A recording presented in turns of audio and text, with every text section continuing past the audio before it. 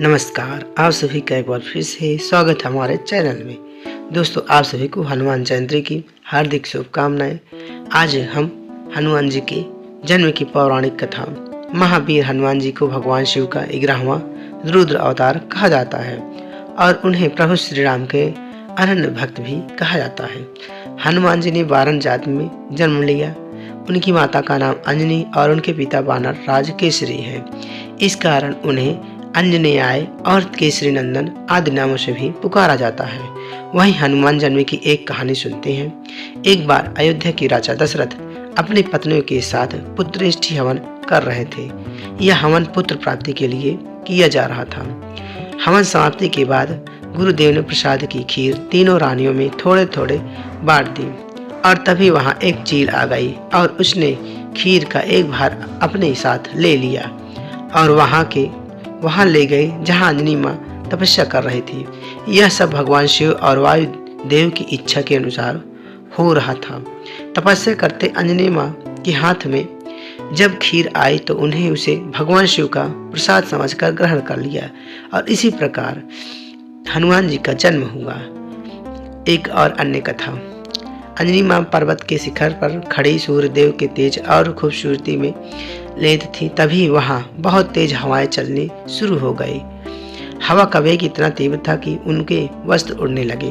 उन्होंने सोचा कि जरूर यह किसी दानव या असुर और उदंता हो सकती है, जो क्रोधित होकर बोले, यह कौन अभद्र है जो मेरी जैसी एक पतिव्रता स्त्री का अपमान कर रहे हैं, चेष्टा कर रहे हैं। तभी उनके सामने पवन देव प्रकट हुए और क्षमा मांगते हुए बोले, देवी मुझे माफ कर दो, शांत हो जाइए। आपके पति जो वरदान प्राप्त है उनके अनुसार आपको मेरे समान एक शक्तिशाली पुत्र प्राप्त होगा। इसी वरदान को पूर्ण करने की व्यवस्था में मैं अपने शरीर को स्पर्श किया। मेरे स्पर्श के माध्यम से रुद्रदेव का एक अंश भी आपके शरीर में प्रवेश कर चुका है। इसलिए महादेव के अवतार के रूप में आपका पुत्र इस धरती पर जन्म लेने का, जिसके बाद भगवान शिव ने महाबली हनुमान के रूप में वानर राज के यहाँ जन्म लिया था। कृष्ण चतुर्दशी की महानिशा में अंजनी माता के उदर से हनुमान जी का जन्म हुआ था। सूर्य उदय होते ही उन्हें भूख लगने लगी। माता अंजना उनके लिए फल लाने के लिए गई। उधर लाल वर्ण के सूर्य को फल मानकर हनुमान जी उसे लेने के लिए आकाश में उछल गए। उस दिन अमावस्या होने के कारण सूर्य को ग्रसने राहु आया था, किंतु हनुमान जी को दूसरा राहु मानकर वहां से भाग गया। सूर्य को कहीं हनुमान जी ने निकल न ले, इसलिए इंद्रदेव वहां प्रकट हुए और उन्होंने हनुमान पर शिव सरपंच का प्रहार कर दिया। इंद्रदेव के ऐसे करने से पवन देव ने हर प्राणी के मंत्र के व्यवशेष संचार रोक दिया। तभी वहां ब्रह्मा विष्णु सभी देवों ने हनुमान जी को अनेक वरदान दिए।